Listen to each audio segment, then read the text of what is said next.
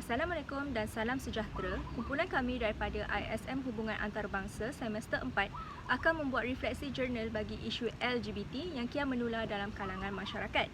LGBT yang merupakan singkatan bagi lesbian, gay, bisexual dan transgender semakin hangat dibahaskan kerana golongan ini menuntut untuk memperjuangkan hak mereka secara sama rata. Menerusi tugasan ini, kami akan membahaskan bagaimana isu LGBT dapat dikaitkan dengan 5 prinsip utama rukun negara Malaysia. Berdasarkan jurnal dipilih, falsafah rukun negara pertama yang dapat dikaitkan dengan isu LGBT ialah kepercayaan kepada Tuhan.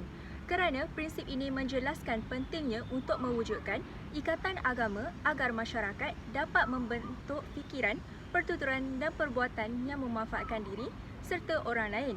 Kerana semua agama mengajarkan kebaikan, agama dijadikan pegangan utama rakyat Malaysia kerana ketiadaan agama dapat meruntuhkan kepribadian seseorang.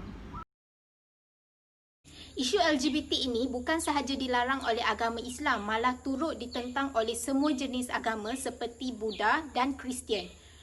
Hal ini kerana rukun negara telah meletakkan prinsip kepercayaan kepada Tuhan sebagai prinsip utama. Wajarlah bagi semua masyarakat untuk meninggalkan perkara yang dilarang oleh agama masing-masing. Ini kerana budaya LGBT boleh merosakkan pribadi seseorang. Baiklah, kita teruskan dengan prinsip rukun negara yang kedua, iaitu prinsip kesetiaan kepada raja dan negara. Daripada konsep ini haruslah difahami menurut perkara 32 Perlembagaan Persekutuan, kita sebagai warga negara Malaysia seharusnya menumpukan penuh taat serta jujur dan ikhlas kepada Seri Paduka Yang Baginda Yang di-Pertuan Agong sebagai ketua yang memerintah negara ini. Prinsip asas ini menggambarkan ciri utama yang penting dalam sosial kewarganegaraan di negara ini dan seharusnya dihormati demi memastikan kesepaduan rakyat Malaysia.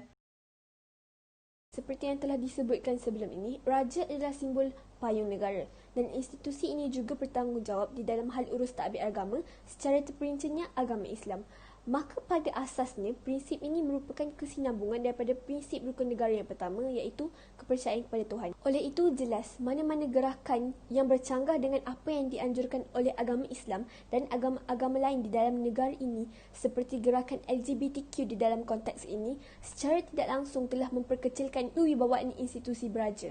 Prinsip rukun negara yang ketiga iaitu keluhuran perlembagaan yang bermaksud kedudukan Perlembagaan Persekutuan sebagai undang-undang tertinggi di Malaysia. Yang di-Pertuan Agong serta sistem pemerintahan yang terdiri daripada badan eksekutif, perundangan dan juga kehakiman juga tertakluk kepada perlembagaan ini. Tiada institusi yang dapat mengatasi Perlembagaan Persekutuan sebagai undang-undang tertinggi di Malaysia. Prinsip keluhuran perlembagaan menekankan supaya semua rakyat mempertahankan kemuliaan perlembagaan di Malaysia. Jadi, setiap rakyat haruslah memainkan peranan menghormati dan juga mematuhi Perlembagaan Persekutuan sebagai undang-undang tertinggi di Malaysia. Saya dapat mengaitkan prinsip ini dalam konteks LGBT dengan satu isu yang tengah berlaku di Malaysia berkaitan dengan seorang aktivis LGBT iaitu Numan Afifi yang telah membuat satu tweet di laman Twitternya yang berunsur galakan ke arah menormalisasikan budaya LGBT di Malaysia. Kesimpulan daripada isu ini, kami percaya naratif hak asasi manusia yang menggantikan Islam atau peruntukan perlembagaan seperti golongan LGBT ini tidak ada tempatnya di Malaysia. Kerana hal ini menggalakkan penyorengan terhadap Islam, peruntukan perlembagaan persekutuan dan undang-undang domestik. Sekian, terima kasih. Seterusnya, saya akan menerangkan tentang rukun negara yang keempat, iaitu kedaulatan undang-undang. Kedaulatan undang-undang bermaksud setiap masyarakat adalah sama tarafnya tanpa sebarang diskriminasi kaum, jantina maupun kedudukan.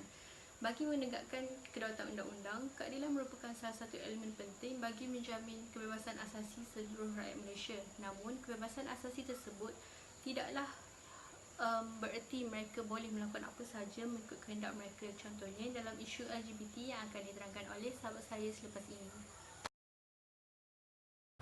Bersama saya Alizeka, jadi saya akan menguraikan perkaitan antara kedaulatan undang-undang dan isu LGBTQ. Umumnya mengikut perspektif undang-undang syariah dan juga sivil, gejala yang melibatkan hubungan sejenis maupun LGBTQ ini dikira sebagai suatu kesalahan. Sungguh pun negara Malaysia mempunyai rakyat serta kaum yang berbeza bangsa dan agama. Dakwaan terhadap kesalahan ini boleh dilakukan oleh penguat kuasa mengikut peruntukan khas yang dilakukan dalam undang-undang syariah maupun sivil. Akhir sekali, rukun negara yang kelima iaitu kesopanan dan kesusilaan. Ianya membawa maksud setiap orang perlu meletakkan nilai yang baik pada tingkah laku, bersopan santun serta mengikut peraturan yang ditetapkan mengikut falsafah rukun negara. Ini juga akan memberi kesedaran kepada setiap individu atau kumpulan yang melampaui batas, terutama melibatkan isu-isu sensitif yang mana akan menimbulkan persoalan kepada masyarakat terutama dalam golongan LGBT pada hari ini. Perkembangan golongan LGBT kini menjadi semakin menular di dalam kalangan masyarakat Malaysia. Permasalahan ini haruslah ditegah. Jika kita kaitkan dengan rukun negara yang kelima iaitu kesopanan dan kesusilaan, bahawa ia amat bertentangan dengan hukum adat Malaysia iaitu wanita diciptakan untuk seorang lelaki. Ia juga mencacatkan institusi keluarga.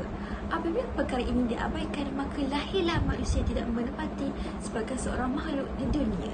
Sesungguhnya golongan LGBT ini haruslah ditegah kerana ianya tidak menepati kesusilaan dan juga melanggar hukum agama.